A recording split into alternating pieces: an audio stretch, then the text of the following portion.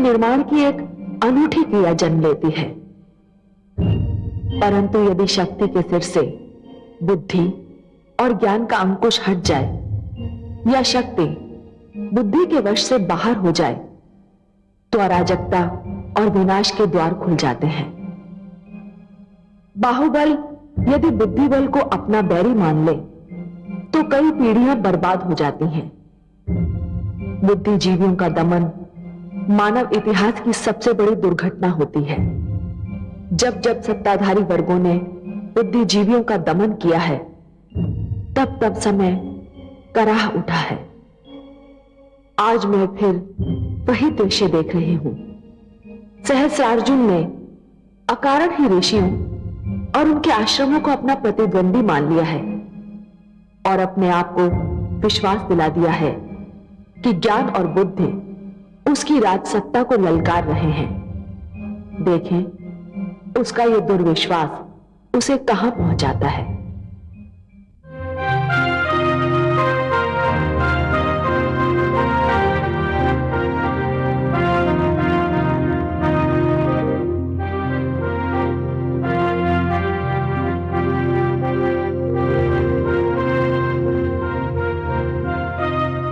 महाराज सहस्रार्जुन, क्या आपको अपने ऊपर लगे आरोप का ज्ञान है?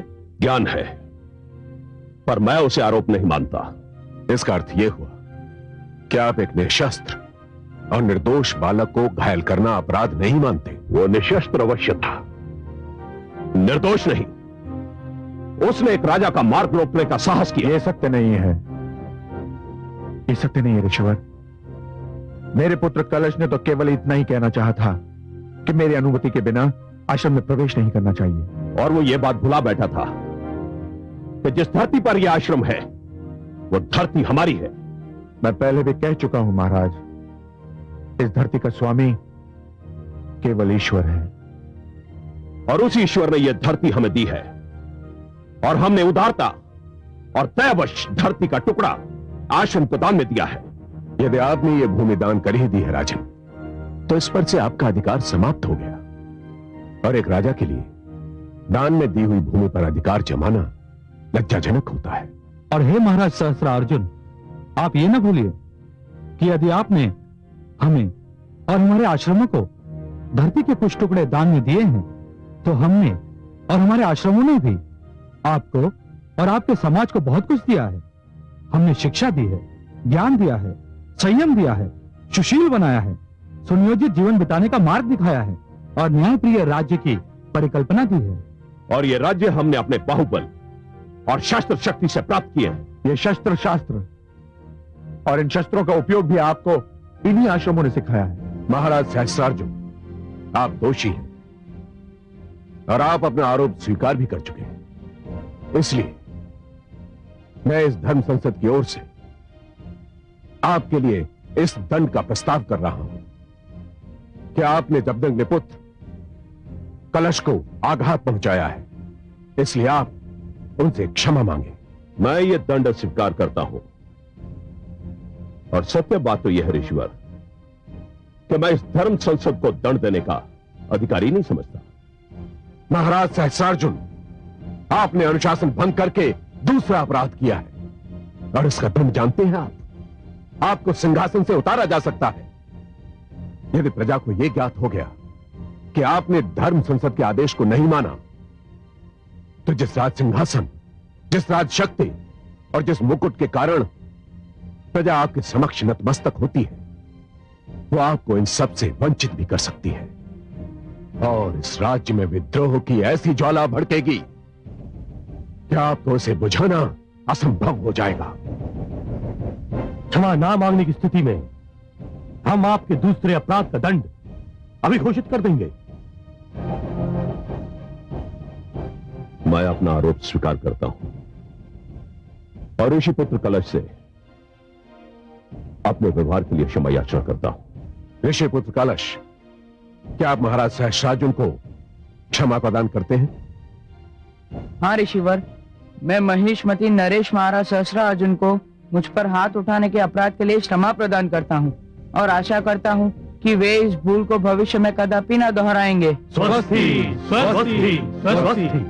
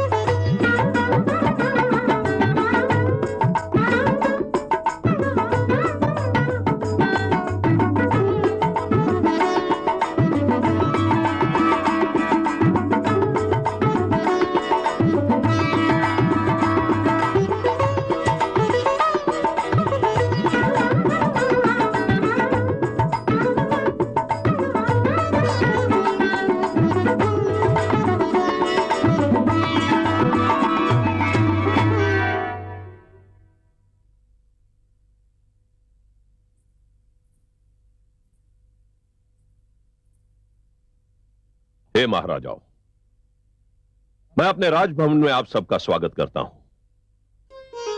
मैं आपके पराक्रम से, आपके यश से, आपके शौर्य से भली भांति परिचित हूं। आप उसी प्रकार पृथ्वी की शोभा बढ़ाते हैं जिस प्रकार सूर्य और चंद्रमा नवमंडल की शोभा बढ़ाते हैं। मैं आपके बल को, आपके तेज को बारंबार प्रणाम करता हूं।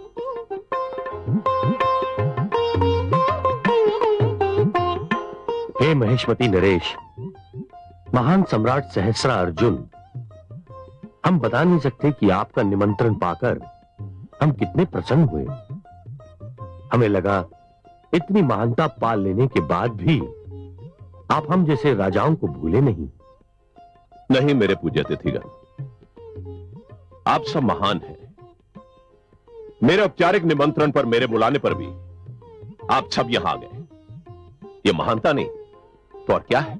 हमें आशा है कि आप अपने निमंत्रण का कारण भी बताएंगे। अवश्य। हे आदरणीय राजाओं, मैंने आपको इसलिए कष्ट दिया है कि मैं आपके साथ ऋषियों के आचरण और आश्रम की बढ़ती हुई शक्ति के बारे में विचार विमर्श करना चाहता था। हाँ, हमें समाचार मिल चुका है कि धर्म संसद ने आपको दंड दिया है। दंड? आप इसे दंड कहते हैं? नहीं, अपमान है ये, खुला अपमान। और ये अपमान केवल सम्राट सहस्रा अर्जुन का ही नहीं था, एक ऐसी चुनौतीपूर्ण ललकार थी जिसकी गूंज हमारे जनपदों तक भी पहुंच चुकी है। ऋषि ये बताना चाहते हैं कि वो हमसे कई अधिक बलवान हैं। मुझे प्रसन्नता है कि मुझे इस अप्रिय घटना की व्याख्या नहीं करनी पड़ी। आप स्वयं समझ गए। हम ये भी समझ गए हैं कि ये केवल आपका नहीं, हम सबका अपमान है। हमारी शासन प्रणाली का अपमान है, मुकुट का, सिंहासन का, सत्ता के महान प्रतीकों का अपमान है। आज जो महाराज सहस्त्र अर्जुन के साथ हुआ है, कल हम में से किसी के साथ भी हो सकता है। मैं यही जानना चाहता था कि ऐसी अप्रिय घटना दोबारा ना हो, आप में से किसी के साथ भी ना हो। उसके बारे में हमें क्या करना चाहिए? वो तो हम नहीं जानते, हम तो बस ये जानते हैं कि आप जो भी करें हम आपके साथ हैं महाराज। हमारे मस्तिष्क में एक योजना है।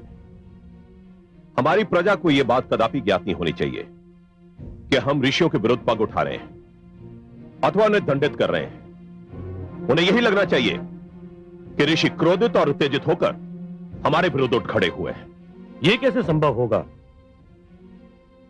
बड़ी सरलता से हमें उन्हें उत्तेजित करना होगा। राजकोष से जो उन्हें सहायता मिलती है उसे बंद करना होगा।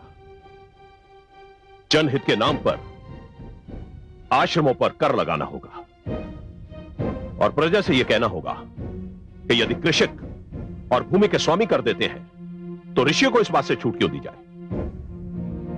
यह सब आश्रमों और ऋषियों की शक्ति को कम करने के ढंग होंगे। वाह, ऐसी योजना तो केवल आपके जैसा महान मस्तिष्क ही सोच सकता है महाराज सहस्रार्जुन। इस योजना की पूर्ति के लिए पहला पग मैं स्वयं उठा रहा हूं और कल ही उठाने जा रहा हूं। क्या करने जा रहे हैं आप? हमें नहीं बताएंगे? आपसे कुछ भी छुपाने का कोई अर्थ नहीं। जो मैं करने जा रहा हूं, जब वो हो जाएगा तो आपको देखकर और सुनकर बहुत आनंद आएगा।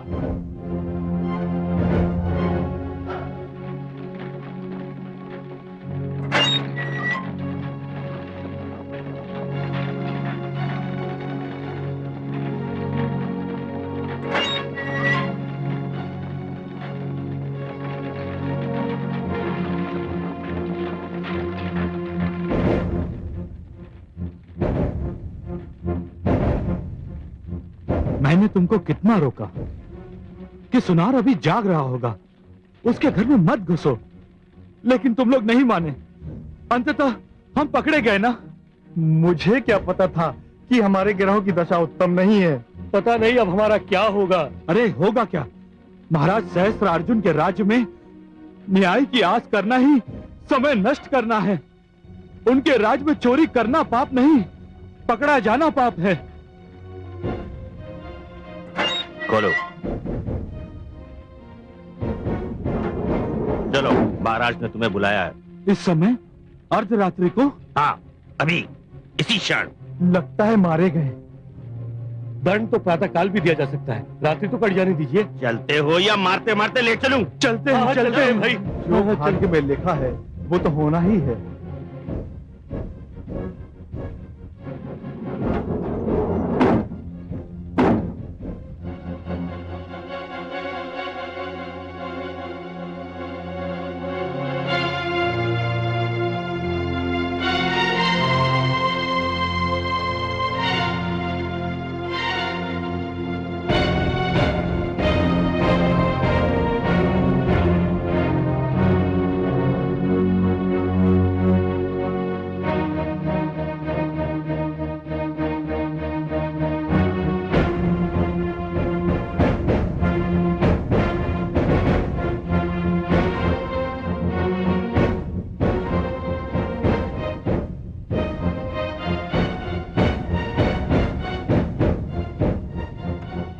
महाराज की जय हो। अभियुक्त उपस्थित है महाराज। तुम जा सकते हो।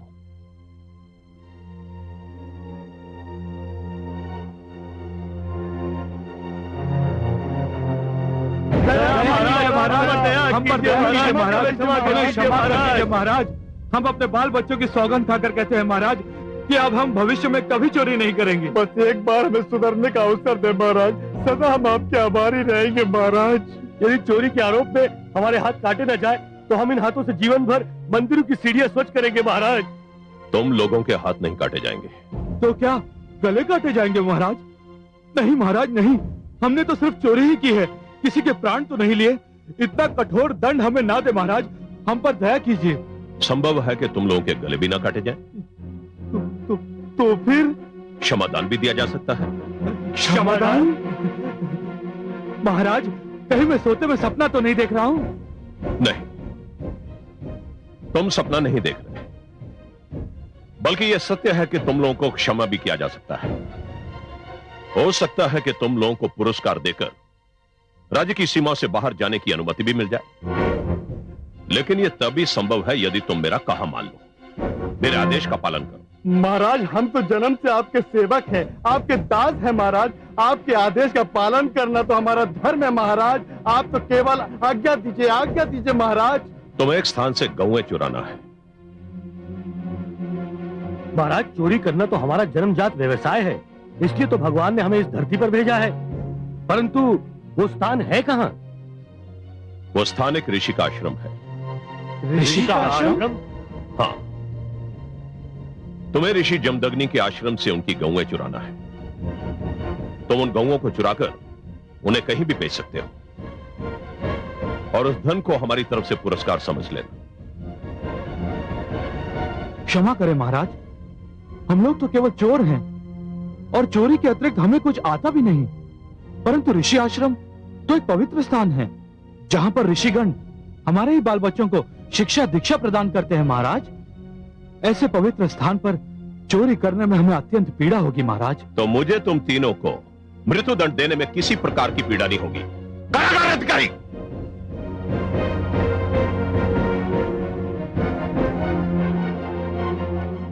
आज्ञा महाराज। इन तीनों को ले जाओ और भोर होने से पहले इनका वध कर दो।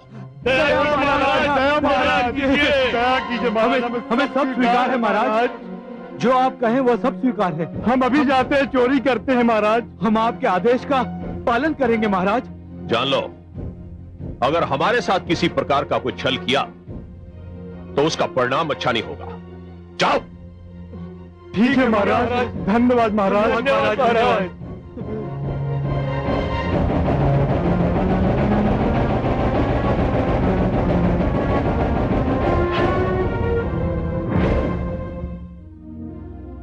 देखिए महादेवी, देखिए, इसी प्रकार आरंभ होता है राजनीति और अपराध का गठजोड़। शासक अपने प्रतिद्वंदियों को नीचा दिखाने के लिए अपराधियों से सहायता लेने लगते हैं और फिर हो जाता है राजनीति का अपराधीकरण। राजनीति में अपराध का प्रवेश समाज के लिए हानिकारक है, राष्ट्र के लिए हानिकारक है। और फिर अपराध का राजनीतिकरण। दया आ रही है मुझे सहस्त्रार्जुन पर। इतना शक्तिशाली और बलवान सम्राट होते हुए भी अपनी महत्वाकांक्षा के कारण आज चोरों का आश्रय लेने पर विवश हो गया है। कमल नयन, मुझे सहस्त्रार्जुन राजा नहीं भिखारी लगने लगा है। अपने अपमान के प्रतिशोध के लिए चोरों और लुटेरों से सहायता मांग रहा है। इससे अच्छे तो वो अपराधी हैं जो आश्रम के विरुद्ध कुछ करने के लिए झिझके थे। उनकी अंतरात्मा ने उन्हें पल भर के लिए रोका था और आज भी वो जो करने जा रहे हैं वो केवल मृत्यु के भय से। इतना भयभीत है सहस्त्रार्जुन आश्रमों के अस्तित्व से। हाँ महादेवी, वो वास्तव में भयभीत है और इसीलिए अत्याचारी भी है, क्योंकि अत्याचार भी भय का ही तो एक रूप होता है महादेवी। अत्याचारी वही होता है जो भीतर से भयभीत होता है, जो भीतर से स्वयं को असुरक्षित पाता है। पर क्यों? ऋषियों ने ऐसा क्या कर दिया है? महादेवी, जिस प्रकार एक मदोन्मत्त गज अपनी पीठ पर बैठे हुए महावत और उसके अंकुश को शरीर से झटक कर फेंक देना चाहता है, उसी प्रकार सत्ता की मदिरा में चूर सत्ताधारी स्वयं पर कोई रोग, कोई विरोध सहन ही नहीं कर पाता। और इसीलिए तो ऋषिगण और उनकी धर्म संसद बनाई गई थी कि राजा जनहित के विरुद्ध कुछ ना करे, अपनी शक्ति और सत्ता का अनुचित प्रयोग ना करे, कभी अपना संयम न खोए। परंतु दुर्भाग्य से महादेवी, सहस्त्रार्जुन इसे अपनी स्वतंत्रता पर लगा हुआ पहरा समझ बैठा है। परंतु हे कमल नयन, दुख का विषय तो यह है कि ऋषिगण भी मानव हैं और सहस्त्रार्जुन भी। जो भी हो रहा है उसके फलस्वरूप तो मानव ही मानव से टकराएगा ना।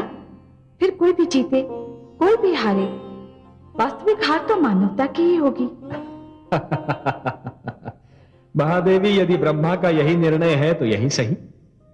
पर यह तो आप देख ही रही हैं ना कि टकराने वाले दो मानवों में से एक के पास बाहुबल है तो दूसरे के पास बुद्धि बल, एक के पास शस्त्र है तो दूसरे के पास शास्त्र।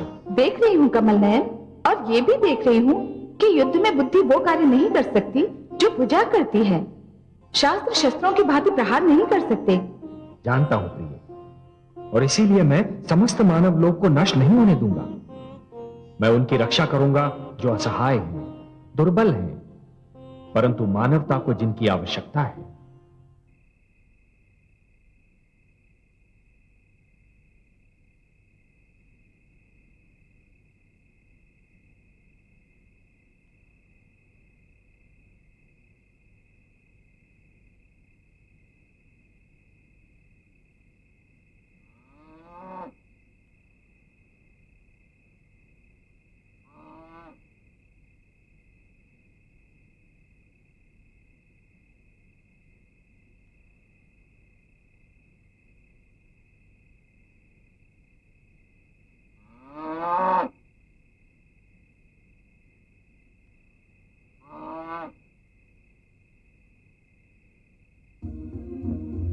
हमें क्षमा कर दीजिएगा ऋषिवर, हम विवश थे।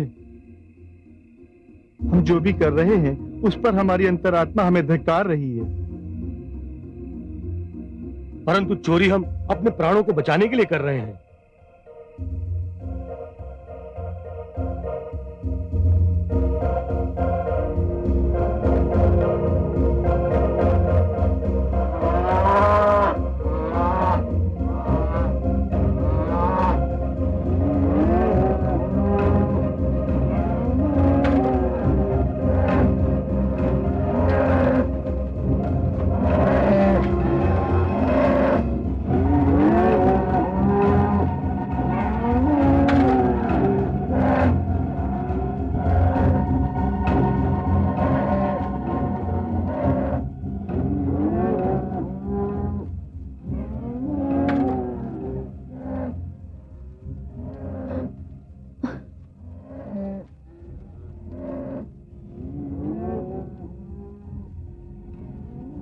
स्वामी, स्वामी,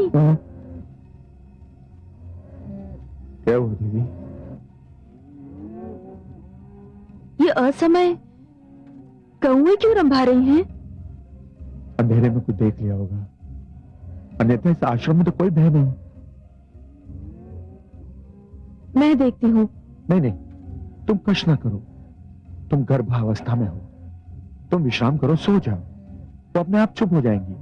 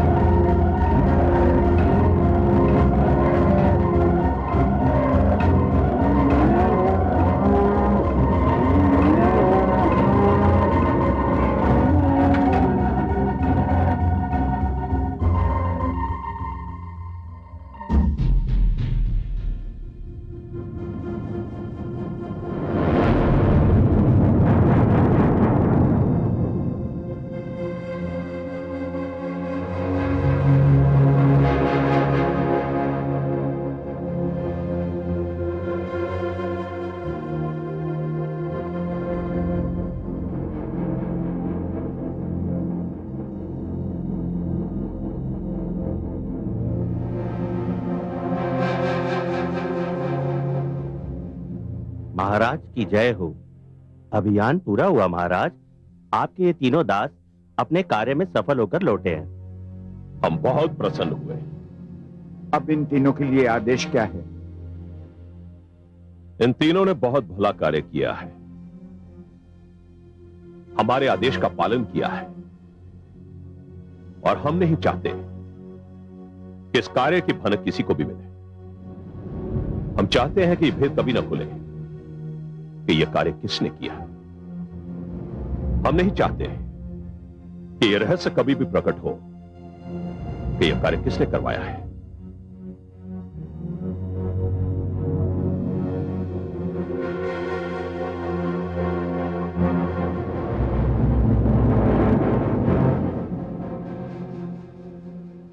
इस कारण महामंत्री सूर्य निकलने से पहले इन तीनों के सिर काट दिए जाएं। क्या? नहीं महाराज, आपने तो कहा था कि हमें पुरस्कार दिया जाएगा। तुम्हारा यही पुरस्कार है। नहीं महाराज, नहीं, ये आप क्या कह रहे हैं महाराज? ये तो अन्याय है, अन्याय है। हमारी आज्ञा का पालन हो। सैनिकों, ये विश्वासघात है। महाराज, आपने झूठ बोला। तू राजा नहीं, दस्युराज है। हत्यारा है। तेरा सर्वनाश हो जाएगा।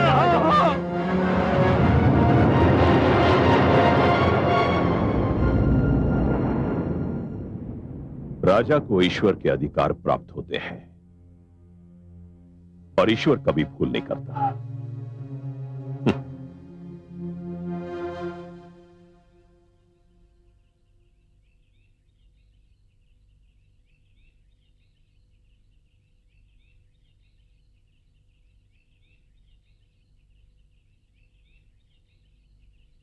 अरे सारी गऊ कहाँ गई? मैंने तो उन्हें अपने हाथों से घुटों से बांधा था, कहीं चोर तो नहीं लेके सारी गऊ को हक कर। गुरुदेव को चल के सूचना देते हैं। हाँ, चलो।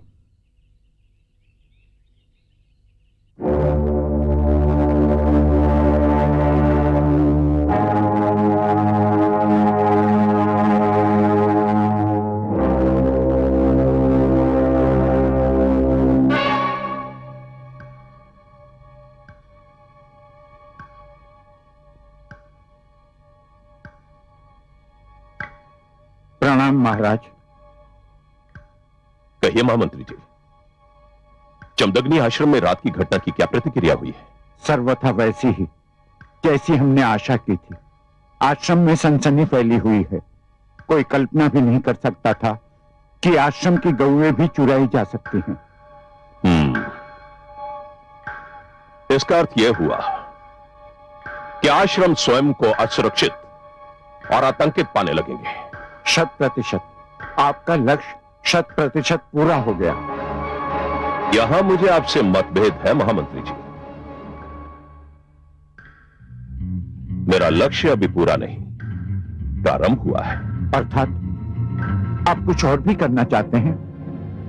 हां महामंत्री जी, हम जो कुछ करना चाहते हैं उसके लिए आपको हमारा आदेश लेकर ऋषि जमदग्नि के आश्रम जाना होगा। जी, मुझे? हां महामंत्री, स्वयं आपको।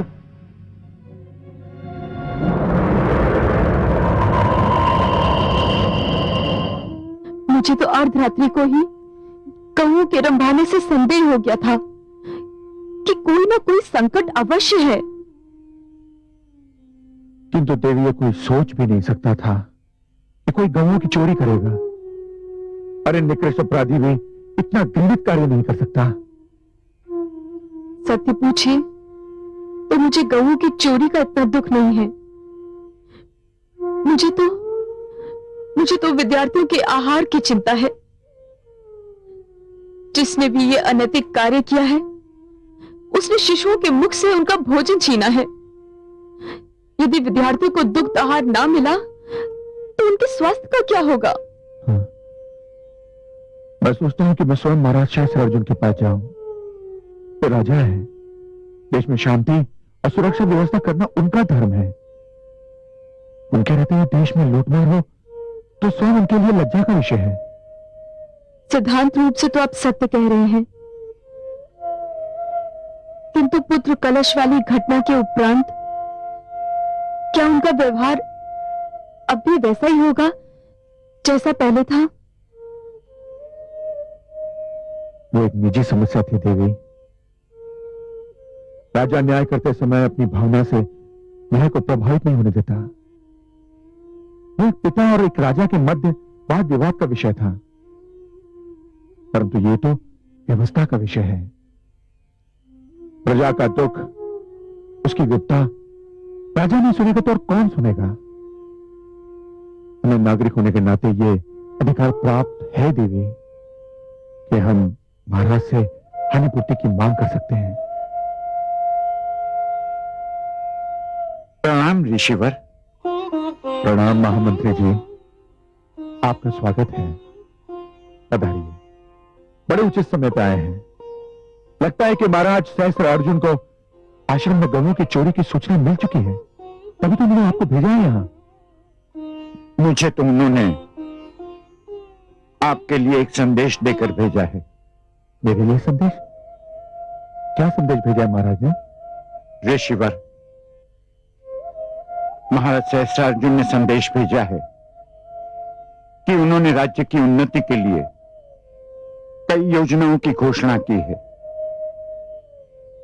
प्रजा की सुविधा के लिए यातायात के आधुनिक साधन, कृषकों की सहायता के लिए नए बांध इत्यादि इनमें प्रमुख हैं। इन योजनाओं के लिए बहुत अधिक धन की आवश्यकता है। परंतु महामंत्री जी, आप ये सब बातें मुझसे क्यों कह रहे हैं? आप कहना क्या चाहते हैं? ऋषिवर, महाराज इस निष्कर्ष पर पहुंचे हैं कि जनहित की योजनाओं के लिए धन जुटाने के उद्देश्य से अनावश्यक व्यय बंद करने होंगे। इसलिए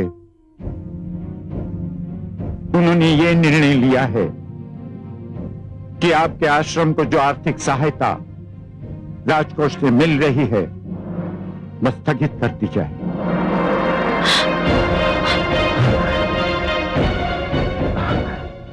क्षमा कीजिए महामंत्री महोदय, परंतु इस आश्रम में बालकों को शिक्षा दीक्षा दी जाती है, उन्हें विद्याएं सिखाई जाती हैं, उनके जीवन का निर्माण किया जाता है। और यदि महाराज इस पर व्यय होने वाले धन को अनावश्यक और व्यर्थ समझते हैं तो मेरी सहानुभूति है उनके साथ। महाराज तो ये भी भली भांति जानते हैं कि जो कुछ भी धन वो मुझे देते हैं मैं अपने और अपने परिवार के पोषण पर नहीं बल्कि इन विद्यार्थियों और शिक्षार्थियों के खान पान रहन सहन पर व्यय करता हूं। महामंत्री जी, यदि ये सहायता रुक गई तो इन विद्यार्थियों का क्या होगा? अरे शिक्षा ही समाप्त हो गई तो यातायात के साधन और बांध क्या करेंगे? ऋषिवर, मुझे खेद है कि मैं आपके इस प्रश्न का उत्तर नहीं दे सकता। मेरा कर्तव्य था आपको महाराज का संदेश सुनाना, सो पूरा हुआ। अब मैं अनुमति चाहूंगा। प्रणाम। रुक जाइए महामंत्री जी, मेरी बात तो सुन लीजिए। नहीं गुरुदेव, जाने दीजिए महामंत्री जी को, मत रोकिए उन्हें। नहीं पुत्र, ये शेष विद्यार्थियों का प्रश्न है, उनके जीवन का प्रश्न है। जो इस आश्रम में रहते हैं उनका क्या होगा? इस आश्रम का क्या होगा? यह आश्रम इसी भव्यता से चलता रहेगा। परंतु कैसे पुत्र? इस आश्रम को चलाने के लिए धन की आवश्यकता है, और ये धन कहां से आएगा? धन हम लाएंगे गुरुदेव। तुम लाओगे? तुम कहां से लाओगे? हम नगर नगर जाकर दान मांगेंगे, द्वार द्वार पहुंचकर भिक्षा मांगेंगे गुरुदेव। तुम दान मांगोगे, भिक्षा मांगोगे? हाँ गुरुदेव, और इसमें दोष ही क्या है? जब स्वयं भगवान भिक्षा मांग सकते हैं तो हम क्यों नहीं मांग सकते गुरुदेव? भगवान ने मानवता के लिए भिक्षा मांगी थी, हम शिक्षा और विद्या के लिए भिक्षा क्यों नहीं मांग सकते गुरुदेव? पुत्र, सुन लिया महामंत्री जी, आप प्रस्थान कर सकते हैं और अपने महाराज से कहिएगा कि अब हमें उनके दान की कोई आवश्यकता नहीं। प्रणाम।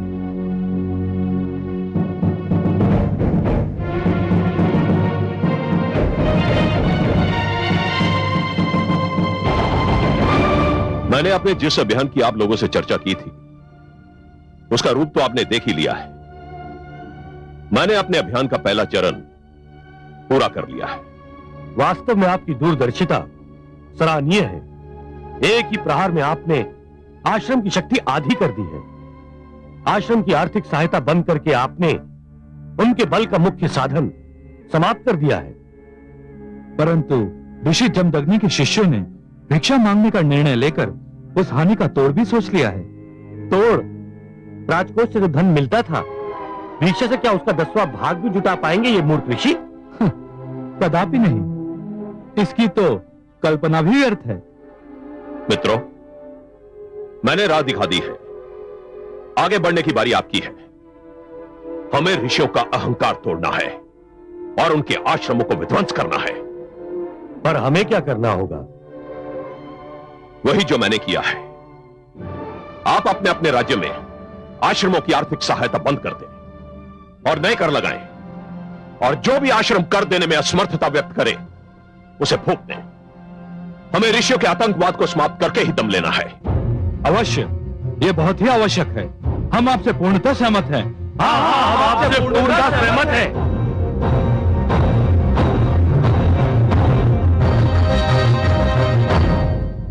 प्रणाम ऋषिगण। क्या समाचार लाए हो शिष्य? ऋषिगण, मैं ऋषि जमदग्नि के आश्रम से आ रहा हूं। वहां एक ऐसी घटना घटी है जिसके कारण पूरे राज्य में असंतोष फैलने लगा है। हमें पूर्व वृतांत सुनाओ शिष्य। ऋषिगण, गौओं की चोरी एक ऐसी घटना है जो आज तक नहीं घटी थी, किंतु जमदग्नि के आश्रम से 200 गौएं एक साथ चुरा ली गई हैं, और यह ज्ञात नहीं हो पा रहा है कि इस चोरी में किसका हाथ है। गौओं की चोरी? क्या यह संभव है ऋषिवर? मुझे तो तनिक भी विश्वास नहीं हो रहा, क्योंकि गौओं का मोल भाव तो सार्वजनिक रूप से होता ही नहीं है। इसलिए किसी का धन प्राप्ति के लिए गौओं को चुराना तो समझ में ही नहीं आता। और फिर यहां प्रश्न एक दो गौओं का नहीं है जो यह समझा जा सके कि किसी ने निजी आवश्यकता की पूर्ति के लिए ऐसा किया होगा। यहां तो प्रश्न 200 गौओं का है। ठहरिए, मुझे देखने दीजिए। हरिओम।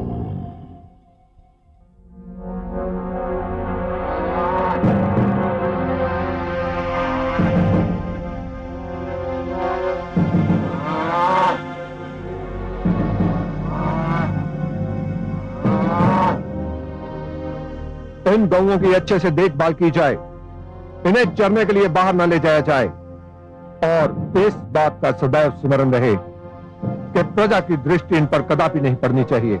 जो आज्ञा सेनापति जी।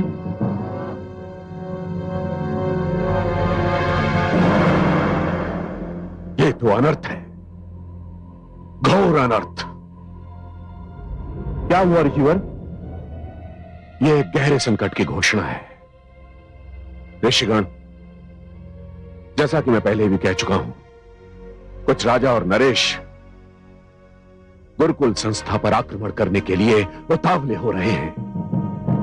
मेरा संदेह उचित सिद्ध हुआ। आक्रमण आरंभ हो चुका है। हे ऋषिवर, हम विस्तार से सुनने के लिए व्याकुल हैं। ऋषि जमदग्नि के आश्रम से 200 गौओं की चोरी में राजा सहस्रार्जुन का हाथ है,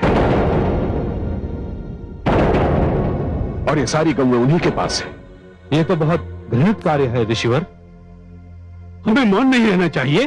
गुरु वशिष्ठ, आपके विचार से हमें क्या करना चाहिए? राजा सहस्रार्जुन ने ऋषि जमदग्नि से अपने अपमान का प्रतिशोध लिया है, और प्रतिशोध लेने की धुन में वे अपना राजधर्म भी भूल गए। हमें उनको राजधर्म पुनः स्मरण कराना है। इसलिए हे शिष्य, तुम पुनः उनके पास जाओ और भरे सभागृह में जाकर उनके इस कुकृत्य का भंडाफोड़ कर दो। उन्हें बताओ कि हमें ज्ञात है, हमें सब कुछ ज्ञात है।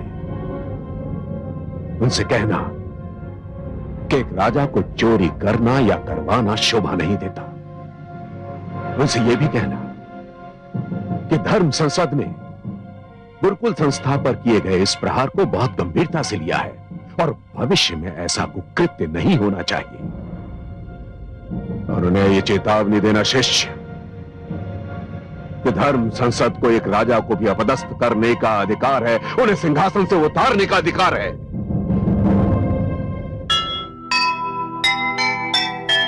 अपनी सीमा में रहे, सबको बांटे न्याय। राजा का ये धर्म है, अपना धर्म निभाए। जिस राजा को हो गया सत्ता का अभिमान, उसका पतन समीप है, रहे सदा ये ध्यान, रहे सदा ये ध्यान। जो सुनेगा ये पुराण पाएगा सुख और ज्ञान, पाएगा सुख और ज्ञान। कर्म को ही धर्म जान, प्रेम की तू छेड़तान, प्रेम की तू छेड़तान। बीते युग बता रहे हैं, बीते युग बता रहे हैं, सत्य पथ पे चल सुजान। विष्णु पुराण